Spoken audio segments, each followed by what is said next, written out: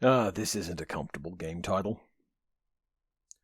Back in 1983, the game studio Infocom was pumping out text adventure games for a bunch of platforms, which included one of the eventual winners of the home computer platform, DOS. That meant that even 10 years later, you could buy a remaster compilation of their games. Designed for a time well before, with assets entirely in text, the Infocom collection presented 20 games that were once each a disc, all fitting neatly on a single 3.5-inch floppy, with enough extra room for some manuals and ways to circumvent the copy protection, which was, for those games, necessary. See, Infocom explored manual copy protection very broadly by releasing games not just with a printed manual in which there would be required information that put you in the world and let you think about puzzles the way that they should be.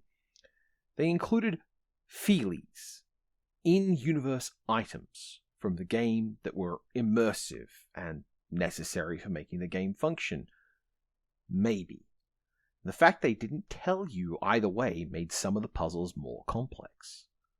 Was it necessary for you, the real player, to have a real-life fuzzy worm that you could handle for some puzzle in the game at some point? How could the game understand what you learned from that device? What information could that convey? Was there a number on the bus ticket somewhere? What about this pamphlet of the fake university you were supposedly attending? Was there information hidden there that you could use? These toys, these feelies, being relevant to the game they were from, meant that while you played the game, you were now on the lookout for signifiers of these objects. Sometimes you could pick up an item inside the game that was represented, literally, by an object on the box, and then you could examine it in depth, and that could give you information that was useful for unlocking a lock, or a password, or something somewhere in the game. Particularly, sometimes a description in the video game would tell you it looks like the thing you got in the box that you can look at for more details, which was a sure sign you'd run into some kind of copy protection. Sometimes you wouldn't learn anything vital for the game and the item served literally no point. It just made you think a lot about the experience of the game. The game of Infidel uses this in a way that sets it apart in a big way from Infocom games of the genre. Particularly, it uses its feelies to inform a character. One thing that text adventure games of the Infocom era did, a lot of, was to impose the player as the character that drives the story. You were often presented with a situation with no meaningful backstory or origin point. The famous opening of Zork is just you starting out next to a house and a mailbox with almost no information presented before you delve into the great underground empire.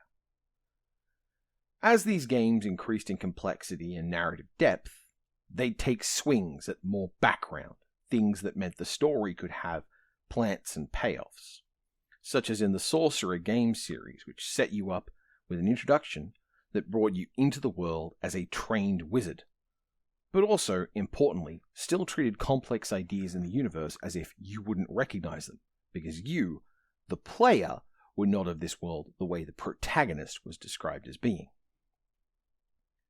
In some games, you could even have some rudimentary customization, including picking a gender. Despite these modest changes, though, most of these games did not impose on you in any way, not as characters or personalities. You were the protagonist, who was usually charged with some need, because no one else was available to do it, or escaping from something bad, because the game's best response mechanism was to kill you.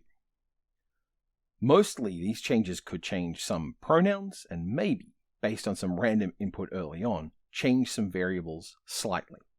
But the game didn't have a lot of room under the hood to make complex changes for the most part. This is the kind of engine where you have a limit on the number of variables you can track, for example, and limited it to some silly number like 24, because when the games were made, that was a very real hardware limitation for the amount of RAM you could ever ask a computer to present you with. This overall meant that these games tended towards a simple progression system, where you were trying to get from a point where you knew nothing to an escape, or a solution that praised you for what you knew and what you'd done, with very little of the personal character engaged.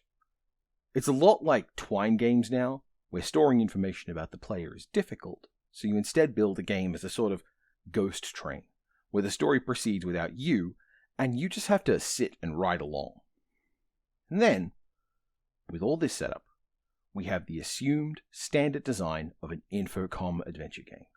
You played a generic nobody, escaping some bad situation and cheating death, because that was the only way the game could say that you messed up.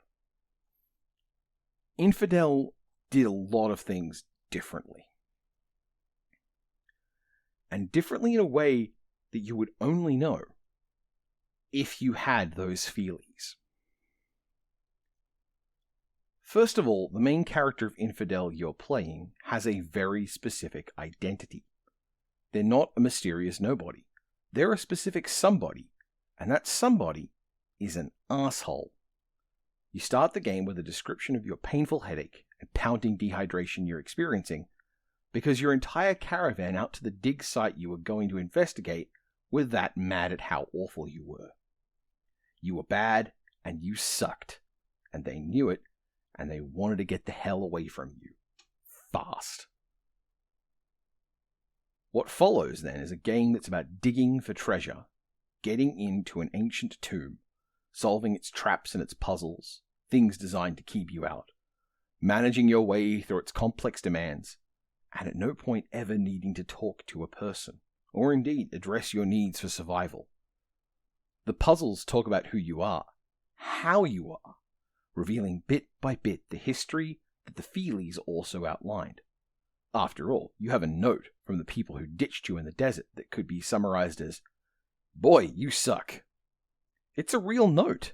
That's one of the things you can sit there and turn over in your hands as you try to work out if it's useful to breaking into the pyramid, to know that a group of indigenous people from the area think you're a complete dickhead.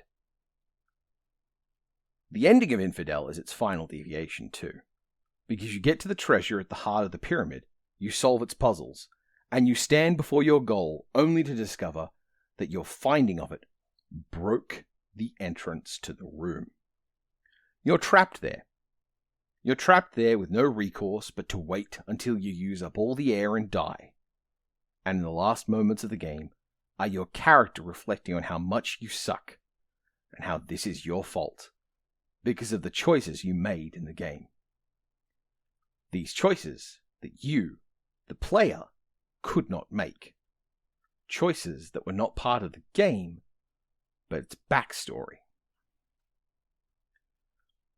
Infidel deserves a special place in the Infocom pantheon, but I suppose I would say that of almost every title. You can't make as many games of its type without each one of them doing something at least a little bit interesting and a little bit different to all the others.